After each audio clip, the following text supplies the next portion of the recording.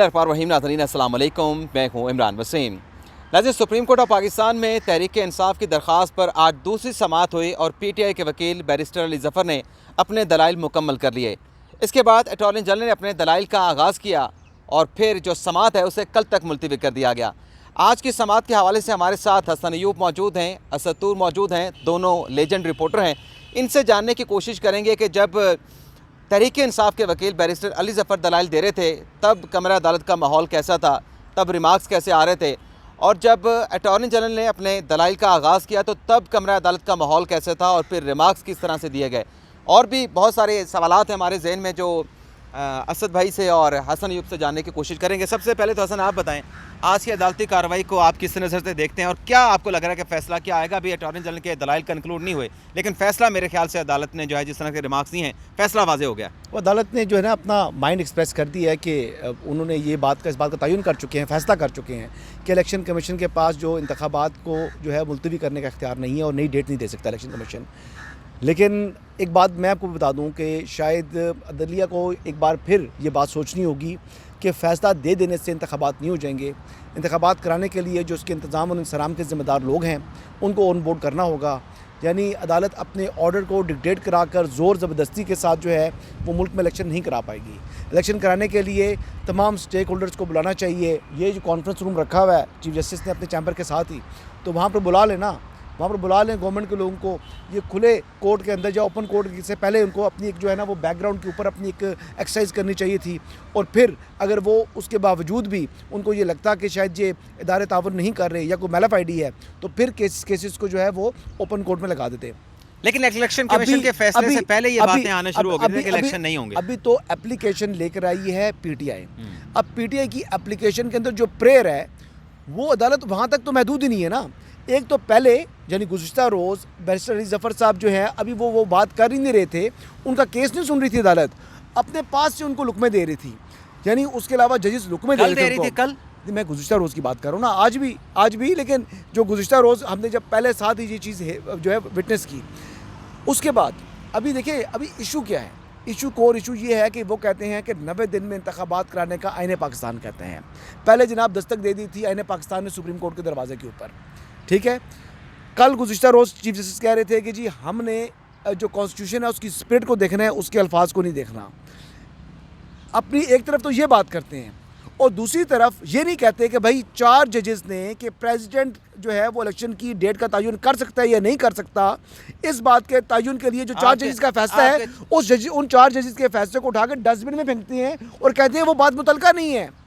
भाई जो पहला फर्स्ट राउंड ऑफ जो लिटिगेशन थी, जो केस स्टार्ट हुआ था, इशू क्या था कि गवर्नर तारीख नहीं दे रहा, प्रेसिडेंट साहब जो है तारीख दे सकते हैं नहीं दे सकते, ये केस था ना।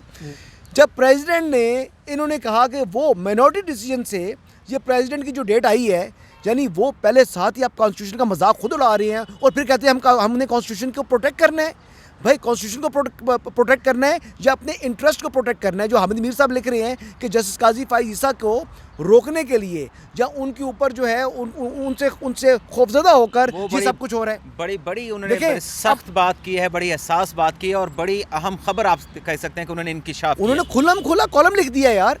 यानी अब इसमें कोई डाउट नहीं, कोई डाउट नहीं है। और बात यह है कि जो आपके अंदर डिवीजन मौजूद है, जो आपके अपने हालात अंदर के हैं, आप बाहर के मसाइल तो बाद में हल करें ना, पहले अपना हाउस को इन ऑर्डर करें, जो कि नहीं हो पा रहा। हर रोज तमाशा लग रहा है और बनते हैं बैठते हैं पंचायत चला रहे हैं। साथ में अपना असद भाई को भी ले लूँ। असद भाई, ये 4 जजेस के फैसले की बात कर रहे थे कि 4 जजेस का फैसला है, वो फैसले के हवाले से आज चीफ साहब ने रिमार्क्स दिए कि वो तो इस केस से मुतलका नहीं, इसके साथ उसका ताल्लुक नहीं, तारीख आ चुकी है, अब देखना यह कि क्या तारीख चेंज हो सकती है, तारीख को आगे बढ़ाया जा सकता है।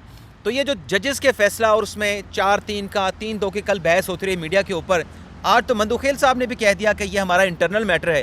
क्या एक जजमेंट 2 जजेस का फैसला या 3 जजेस का फैसला, 2 जजेस का फैसला, कोई जज साहब कह सकते हैं कि हमारा इंटरनल मैटर है? देखें, अगर वो बकौल जस्टिस जमाल मंदोखेल के वो कोर्ट का इंटरनल मैटर था तो वो अपने वेबसाइट पे क्यों डाली? ठीक है, वो 4 जजेस अपनी अक्सरियत बता रहे हैं, ठीक है, उस फैसले के अंदर। अगर वो इंटरनल मैटर था, आप अंदर टी रूम में बैठ के आपस में डिस्कस कर लेते। उसको आपको इतना बड़ा 28 पेज का आपको पूरा वो लिख के जजमेंट क्या डालने की जरूरत थी आपको वेबसाइट के ऊपर, ठीक है, और जारी करने की क्या जरूरत थी? ठीक है, आप इंटरनल मैटर फिर अंदर डिस्कस करते हैं। और दूसरी बात यह है कि अगर जस्टिस जमात मंदोखेल को लगता है कि वो इंटरनल मैटर है, ठीक है, वो लिखी जस्टिस मंसूर अली शाह ने है, जस्टिस जमाल मंदोखेल उस पर दस्तखत ना करते, कहते नहीं भाई मंसूर अली शाह साहब ये इंटरनल मैटर हम अंदर बैठ के डिस्कस कर लेते हैं, तो वो इंटरनल मैटर माजरत के साथ नहीं है, वो एक पब्लिक प्रॉपर्टी है, वो एक फ़ैसला है और फैसले पर तनकीद भी हो सकती है, फैसला डिस्कस भी हो सकता है, उस पर कोई तौहीन अदालत भी नहीं लगती। नहीं, तो इसकी वजाहत नहीं होनी चाहिए। इंटरनल मैटर हट के भी चले, इंटरनल मैटर भी है, लेकिन पब्लिक डोमेन में भी आ गया, आपने एक फैसला दिया, 2 सूबों के इलेक्शन के हवाले से फैसला दिया, क्या उसकी वजाहत नहीं होनी चाहिए? भी आप बता दें भी 3 का फैसला है, 4 का फैसला? बिल्कुल होनी चाहिए, उसका एक क्लैरिटी आनी चाहिए, एक फुल कोर्ट बन जाए, फुल कोर्ट बन के डिसाइड कर ले कि भाई ये 4 का फैसला था, 3 का था। वो कभी नहीं बनाएंगे। हाँ, वो कभी नहीं बनाएंगे। मतलब एक चीज़ है, मैं एक बड़ी सादा सी बात करता हूँ, बार बार ये कह रहे हैं जी आइन बहुत वाज़ेह है कि 90 दिन में इलेक्शन करवाने हैं। मुझे नहीं लगता इस सुप्रीम कोर्ट में एक भी जज ऐसा होगा जो कहेगा आइन से हट के कुछ करें। तो आप एक फुल कोर्ट बनाएं, वो फुल कोर्ट से आप इस बात की इंडोर्समेंट लें, उससे ये होगा सुप्रीम कोर्ट की साख भी बेहतर होगी, उस फैसले की वेटेज भी बढ़ जाएगी। ठीक है कि भाई 15 जजेस बैठ के कह रहे हैं 90 दिन में इलेक्शन करवा लो, आखिर आपको ऐसी क्या इनसिक्योरिटी है कि आप फुल कोर्ट की तरफ नहीं जा रहे? कुछ तो ऐसा है, कुछ तो ऐसी कहीं पे कुछ ऐसा चल रहा है, अदालत के ऐवानों में कुछ ऐसा चल रहा है, कहीं और से चलवाया जा रहा है कि 12-13 करोड़ की आबादी का पंजाब का सूबा है और कोई 4-5 करोड़ जो है वो खैबर पख्तूनख्वा की होंगी। क्या ये 15-16 करोड़ या चले 12-13 करोड़ के 2 सूबों का फैसला 3 जजेस या 5 जजेस नहीं कर सकते? देखें, 5 जजेस फैसला होता है, लेकिन चीज़ यह है कि उस फैसले की क्रेडिबिलिटी भी तो मैटर करती है ना।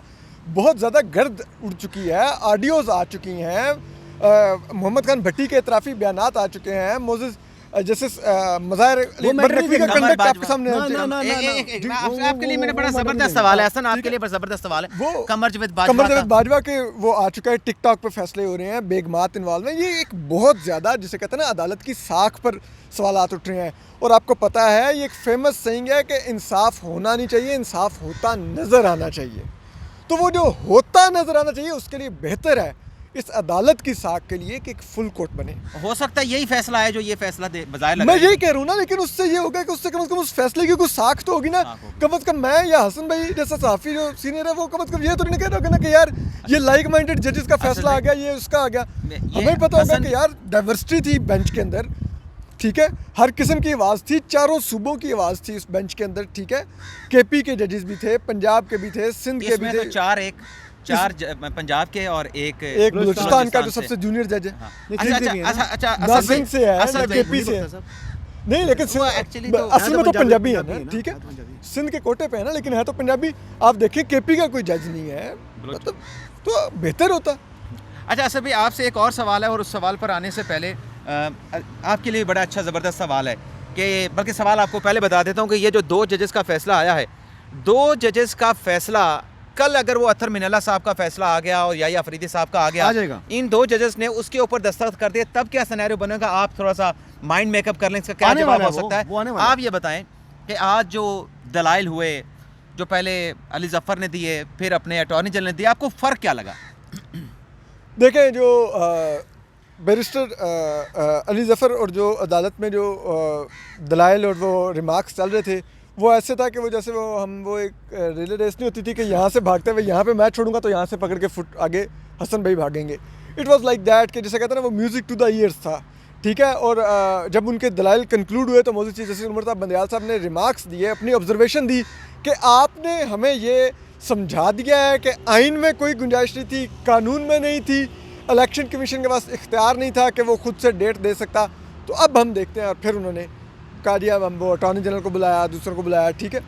तो लाइक उनके दलाइल के बाद ही जब हमारे मोज़ेस बेंच को अगर क्लैरिटी हो गई है कि इलेक्शन कमीशन के पास नहीं था इख्तियार खुद से देने का, तो मेरे ख्याल में दूसरे तो बाकी यूजलेस एक्सरसाइज है कि अब वो अटॉर्नी जनरल मंसूर अवान कोई दलाइल देंगे या इलेक्शन कमीशन कोई दलाइल देगा या पॉलिटिकल पार्टीज को दलाइल देंगे। वो फैसला देते हुए ये कहेंगे ना कि हमने दोनों पार्टीज को सुन लिया ना।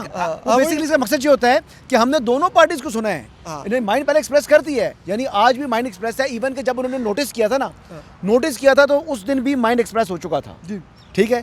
अब नोटिस करके मौके के ऊपर वहाँ पर जब माइंड एक्सप्रेस कर चुकी हैं तो फिर जब नोटिस करने का मकसद क्या था पता है आपको? अच्छा, कि हमने दोनों फ्री कैन को सुना है। अच्छा, प्राइम फिशाई जो बज़ाहिर जो और आप सुन भी रहे हैं। जो अब असद भाई कह रहे थे, बज़ाहिर ऐसा लगता है जो अली ज़फ़र साहब ने दलाइल दिए उस दौरान जो रिमार्क्स दिए गए वो बड़े सपोर्टिव थे उनके आर्गूमेंट्स को तक़वियत देने के लिए, लेकिन जब अटॉर्नी जनरल आए तो उन पे जो रिमार्क्स आए तो वो ऐसे थे कि जैसे ब्लॉकेज, मतलब उससे उन्हें उस तरह से दलाइल देने का मौका नहीं मिला, बल्कि सवालात ज़्यादा हो गए और दलाइल कम रह गए। आप ये बताएं कि अगर ये सिनेरियो बनता है कि 2 जजेस का जो फैसला आया है उसके बाद अतर मिनल्ला साहब का या फरीदी साहब का अगर फैसला आया और इन 2 जजेस ने उसके ऊपर दस्तखत कर दिए, फिर सिनेरियो क्या बनेगा? देखिए, उन्होंने शॉर्ट ऑर्डर पर लिखा था कि डिटेल रीज़न वो देंगे बाद में, तो बात यह है कि वो तो डिसीजन आना ही है। तो एक का आ गया तो आज नहीं तो कल आ जाएगा। मैं तो ये एक्सपेक्ट करूँगा कि गुज़िश्ता रोज़ यानी येस्टरडे जो है वो जस्टिस जमाल खान मंदूखेल और जस्टिस मंसूर अली शाह का फैसला आ गया, और अब जो है वो आज का दिन है। अगर आज नहीं है, अगर आज अव्वल तो आज आना चाहिए फैसला, आज नहीं आएगा तो कल आ जाएगा, तो कल तक फैसला तो आ जाएगा, तो कल हो सकता है हियरिंग के दौरान ही फैसला आ जाए फिर। तो बात ये है कि इस अदलिया को अपनी बची कुछ चीज़ जो साख है उसको बचाना चाहिए। इस वक्त जो हालात ख़राबी है उस ख़राबी को किसी हद तक इनको, जो बड़े चीफ जस्टिस हैं, ज़्यादा जिम्मेदारी चीफ जस्टिस के ऊपर आयद होती है, ना कि वो फ्रीक बने। चीफ जस्टिस तो कह रहे हैं जो पॉलिटिकल लीडरशिप है, जो पीटीआई के खास तौर पे उनका उन्होंने जिक्र किया कि उनके ऊपर भी जिम्मेदारी है, अदम बर्दाश्त है, एहतजाज हो रहा है। यार उनमें बर्दाश्त नहीं है तो इनके पास बर्दाश्त है कि सरदार तारिक मसूद को और जस्टिस काजी फाइज़ा को साथ अपने बैठा लें किसी बेंच में। आप मुझे बताएं कि तकरीबन पौने 2 साल, मतलब 1.5 साल तो उनको हो गया ना बतौर चीफ जस्टिस। एक बेंच बता दो, एक बेंच में जहाँ पर चीफ जस्टिस के साथ जो है वो जस्टिस काजी फाइज़ा बैठे हों या जस्टिस सरदार तारिक मसूद बैठे हों, मुझे एक बेंच बता दो। नहीं, मैं तो आपको ये बता सकता हूं कि वो जो फैसले बने, भी बताइए कि एक किसी में जस्टिस मुनीब अख्तर या जस्टिस एजाजुल हसन ने चीफ जस्टिस से इख्तिलाफ किया हो, हाँ जी, किसी बेंच के अंदर इख्तिलाफी नोट ये दिया, भी तो कह सकते हैं ना, कोई ऐसा बेंच दिखा दे जिसमें इजाजुल हसन या मुनीब अख्तर साहब लार्जर बेंच में शामिल हो, ये भी तो आप कह सकते हैं ना। लेकिन जो आपने मुझे बात की कि एक बेंच बता दें, लेकिन मैं ये ज़रूर कहूँगा कि वो रिव्यू पिटीशन जिसमें वो कुछ जजेस का फैसला था कि काजी फाइज़ा साहब जो है वो इमरान खान के केसेस में नहीं बैठ सकते, लेकिन इन केसेस का तो इमरान खान के केसेस के साथ ताल्लुक भी नहीं। मुल्क में इंतखाबात, ये तो इंतखाबात से मुतल्लिक वो ऑर्डर है भी नहीं। क्या वो फैसला रुकावट है, कोई बार है काजी फाइज़ा का इस बेंच में आने में? उनका बायस है, मेरे पास उनका बायस है, तो जनाब वो तो खुलकर इजहार करते हैं ना जस्टिस एजाजुल हसन पर और जस्टिस मज़ाहिर के ऊपर। ओपनली उन्होंने कहा है ना कि मत बैठाएं, तो अभी नहीं बैठे हुए, इलेक्शन का ही मामला है ना, मुस्लिम लीग नवाज की हुकूमत है ना, वो पानामा मॉनिटरिंग जज कहते हैं ना जस्टिस मोहतरम जस्टिस एजाजुल हसन को, कहते हैं नहीं कहते, मतलब एक उनकी एडमिटेड पोजीशन है, तो फिर क्यों बिठाते हैं उनको साथ अपने? नहीं वो नहीं, अगर काजी फाइज़ वो तो जज का अपना, तो फिर मोहतरम जनाब जस्टिस एजाजुल हसन पर भी इतराज़ बनता है। हाँ, ठीक है, तो वो तो अभी सियासी जमातें जब फरीक बनेंगे, पिछली बार एतराज़ किया तो वो रिक्यूज़ कर गए थे, तो अब उनको फ्री अब करेंगे तो फिर रिक्यूज़ कर जाएंगे। फिर उस बेंच में बिठाई क्यों उनको? उन्होंने पिछली दफा एक मैटर से रिक्यूज़ किया हुआ है, आप उसी मैटर पे दोबारा बेंच बना रहे हैं और फिर उनको इंक्लूड कर रहे हैं। ये तो बड़ा अजीबोगरीब है ये सब कुछ होना। और फिर आप एक चीज़ बताएं कि चले मैं मान लेता हूँ जी कि बड़ा वो मौजूद चीफ जस्टिस उमर बंदयाल साहब बार बार कह रहे थे कि हम पॉलिटिकल लीडरशिप से सियासी मैच्योरिटी चाहते हैं कि वो सियासी मैच्योरिटी का मुजाहरा करें। हमारी मौजूद अदालत खुद क्यों नहीं मैच्योरिटी का मुजाहरा कर रही कि एक फुल कोर्ट बनाए, अपने इख्तलाफात ख़त्म करें? अरे सिर्फ फुल कोर्ट से वो मैच्योरिटी आ जाएगी? नहीं, देखिए वहाँ पर तमाम जजेस बैठेंगे ना, तो फिर अपना माइंड भी एक्सप्रेस करेंगे। फिर आप एक साइड पर नहीं लेके जा सकते कि 4 जजेस या 3 जजेस अपनी मर्जी को बैठाकर हमेशा, अच्छा कभी इस तरह करें मिनोरिटी में बैठ जाएं, ठीक है जी, चीफ जस्टिस साहब जो है 7 मेंबर बेंच बनाएं और जो दूसरी साइड वाले जजेस हैं उनको बैठाएं और 2 जज ये बैठ जाएं, जस्टिस मुनीब और जो है चीफ जस्टिस खुद। कभी इस तरह करेंगे? यार ये बहस कहाँ पे खत्म हो गई? ये कहाँ पे स्प्लिट खत्म इतना होगी? ज्यादा हो गया नहीं, कभी इस तरह करेंगे? पॉलिटिकल स्प्लिट तो था, कभी इस तरह करेंगे? जुडिशियल कभी नहीं स्प्लिट भी करेंगे। पैदा बजाय लगता है कि पैदा हो गया है। फिर कहते हैं कि हम आइन सोसाइटी की बालादस्ती करिए, हमारी जाती मफादात नहीं है। इस माशरे को, भाई इसमें जाती मफादात के मामला चल रहे हैं सारे, को कैसे आगे लेके आप ये जाएंगे? देखें कि इतने यहाँ पर शौक से पीटीआई की पिटीशन सुनी जाती हैं, ठीक है, और इतना दिल लगा के सुनी जाती हैं, और ये वो पीटीआई है जिसने इस अदालत के अंदर तकसीम की बुनियाद रखी जस्टिस काजी फाइज़ा के खिलाफ रेफरेंस दायर करके, ठीक है, उसके बाद से ये अदालत तकसीम हुई है, ठीक है, और ये बुनियाद कामयाबी से रखी इमरान खान साहब और पीटीआई ने जनरल फैज़ के साथ मिलके। गलती मान ली थी ना? नहीं, गलती बड़ी आसानी होती है। उसी जनरल फैज़ के कहने पे अभी भी सब कुछ कर रहे हैं, उसी जनरल फैज़ के कहने पे तब भी एक डाकी का किरदार अदा किया था, रेफरेंस दायर कर दिया था, ठीक है, और ये आज भी इनको पड़ी हुई है कि वही आए, सब कुछ आए, ठीक है, तो मतलब एक चीज़। अरे पिछले दिनों सोशल मीडिया के ट्रोल्स भी कह रहे थे, देखें जी इलेक्शन कमीशन ने फैसला रिवर्स कर दिया, तारीख चेंज कर दी है, तो अदलिया की तहरीक में और जो हमारी तवक्कुआत हैं काजी फाइज़ा के साथ और मंदूखेल के साथ, अब उन्हें वो तमाम जो कर्ज है अदलिया की तहरीक का उतारना होगा। ये खुद ही रेफरेंस लेके आए और फिर उनके साथ तवक्कुआत भी लगाते हैं, वो बेंच में भी नहीं होते। ये implementation of Supreme Court order आई है एप्लीकेशन जी, वो कह रहे हैं ऑर्डर तो बताओ कौन सा है, कहते हैं नहीं ऑर्डर की बात हमने नहीं कर रही, ऑर्डर की बात ऑर्डर की बात हम नहीं कर रही। अब तो जो तारीख से दी है उस पर चलें, और भाई जो उनकी प्रेयर है आप प्रेयर पर उसको रखें ना। आपको याद है याया कोई फरीदी और बंदा अगर आ जाए, इसी बात को आप नहीं, इसी अगर बात को आप- कंटिन्यू करें। याया फरीदी साहब ने वो गुलाम महमूद डोगर के केस में कहा था ना, जब वो डिस्पोज ऑफ किया गया, वापस लेने की बुनियाद पे खारिज कर दिया गया, यार इसकी प्रेयर क्या थी? प्रेयर ये थी कि जो इलेक्शन ट्रिब्यूनल का बेंच था वो रिवीजन में वो फैसला कर नहीं सकता था, उसका नोटिफिकेशन बाली का वापस नहीं ले सकता था। तो याया फरीदी साहब ने कहा यार इतनी सी प्रेयर्स थी और मामला हम कहाँ पे ये ले गए, यहाँ पर भी लग रहा है कि मामला किसी और तरफ चल निकला है। देखिए हसन भाई, मैं एक चीज़ आपकी बात में ऐड कर दूं। आप कह रहे हैं इम्प्लीमेंटेशन क्या प्रेयर थी, लेकिन आप देखिए इम्प्लीमेंटेशन के लिए बेंच तो फिर वही बनना चाहिए था।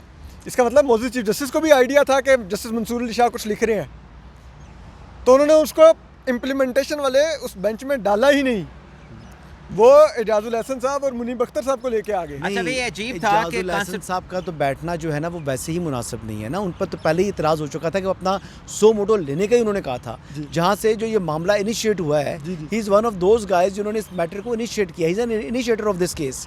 और फिर उसी मामले के ऊपर अब देखो बात ये है, रमज़ान मुबारक का महीना है, मरना है, जितना बड़ा मुनसिफ है ना, जितने बड़ा उसके पास इख्तियार है, और आई विश कि ये जो तमाम जजेज़ हैं ये मेरी ये बात सुने, ठीक है, उसने उतना ही जवाब देना है, उतनी ही भारी भारी उसके पास जिम्मेदारी है, और फैसले करें ईमान के मुताबिक, इंसाफ के मुताबिक, पर्सनल लाइक्स एंड डिसलाइक्स में मत जाएं।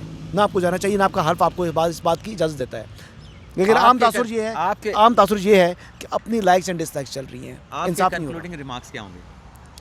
देखें, सबसे अफसोसनाक पहलू ये है कि जब एक ऐसे वक्त में पूरा मुल्क सियासी इंतशार और माशी बहरान का शिकार है, उस वक्त पाकिस्तान का एक और आइनी सतून वो अपनी क्रेडिबिलिटी बिल्कुल खो रहा है, वो अपनी साख को खुद तबाह कर रहा है, और वाज़े नज़र आ रहा है कि ये अदालत एक धड़े बंदी की बुनियाद पर चल रही है कि मेरे धड़े में हसन अयूब शामिल नहीं है तो मैं हसन अयूब को साथ नहीं बिठाऊँगा, ठीक है।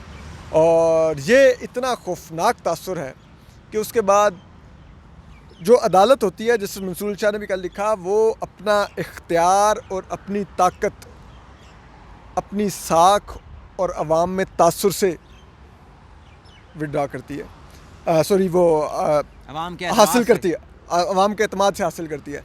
लेकिन अगर वही शैटर हो जाए, वही ख़त्म हो जाए, तो जो तो कोर्ट फिर- की लेजिटिमेसी है वही ख़त्म होगी, और कोर्ट चलती ही लेजिटिमेसी पे है, मोरल अथॉरिटी पे चलती है ना यार, कौन सा इनके पास बंदूकें हैं या तोपें उठाई हुई हैं। देखिए इनका वो फैसला जो ये बात कहें उस पर तमाम रियासत अमल दरामद करें। पहला फैसला दिया, कोई अमल दरामद नहीं हुआ, ना होना है, नहीं हुआ ना अमल, सदर ने तारीख दे सदन दी, तारीख उन्होंने दे दी, तारीख हाँ, प्रपोज नहीं, कर दी। वो दे दी ना, लेकिन इलेक्शन जो है वो जो तारीख तय कर दी, लेकिन इलेक्शन कमीशन कहता है वो पॉसिबल नहीं है, स्टेक होल्डर से उसने सारी मुशावरत की है ना, तो अमल दरामद नहीं हो सकता। अब दोबारा भी अगर कह दें कि जी 30 अप्रैल को इंतखाबात करा लें या मई में करा दें, तो इलेक्शन तो भाई होने नहीं है। इलेक्शन तब भी होंगे जब तमाम स्टेक होल्डर्स जो इसके इंतज़ाम और इंतज़ाम के ज़िम्मेदार हैं, जिन्होंने ऑन ग्राउंड जाकर इलेक्शन करवाने हैं, वो हामी ये एक भरेंगे मिनट पकड़ें। और वो बढ़ेंगे, तो तभी इलेक्शन होंगे। इसके अलावा इलेक्शन होने का मुझे जो है वो कोई इम्कान दिखाई नहीं दे रहा। अदालत एक बार फिर फैसला देगी और फैसला जो है अमल दरामद नहीं होगा, उस पर मंजूर चलें, होगा। बहुत बहुत शुक्रिया। नाज़रीन, हमारे साथ हसन और अपना असदुर मौजूद थे। 2 सवाल चीफ साहब ने आज की अदालती कार्रवाई में फ्रेज़ किए हैं। अटॉर्नी जनरल अपना जो नए आए हैं मंसूर उस्मान अमान, उन्हें दिए हैं। एक उन्होंने कहा कि इलेक्शन कमीशन जो इलेक्शन की तारीख है उसमें तौसीक कर सकता है, इसका कोई कॉन्स्टिट्यूशनल जवाज़ मौजूद है। दूसरा सवाल उन्होंने ये उठाया कि क्या जो इलेक्शन है वो उसका जो तारीख है उसे लंबी, यानी एक लंबी तारीख तक जो है इलेक्शन को इल्तवा में डाला जा सकता है। फिर उन्होंने कहा कि अदालत जायज़ा लेगी कि मुमकिन जो इल्तवा है क्या आइन इस बात की इजाज़त देता है। ये 2 सवाल जो है वो आज चीफ साहब ने अटॉर्नी जनरल को दे दिए हैं। इन दोनों सवालों का कल अटॉर्नी जनरल मंसूर उस्मान अवान साहब ने अदालत को जवाब देना है, और जो फंड्स का इशू है और जो सिक्योरिटी का इशू है, इस हवाले से भी कल वो अदालत को हदायत लेकर जो है वो आगाह करेंगे। इजाज़त चाहते हैं। अल्लाह ताला हम सबका हमें नासिर अपनी दुआ में याद रखिएगा। अल्लाह हाफिज़।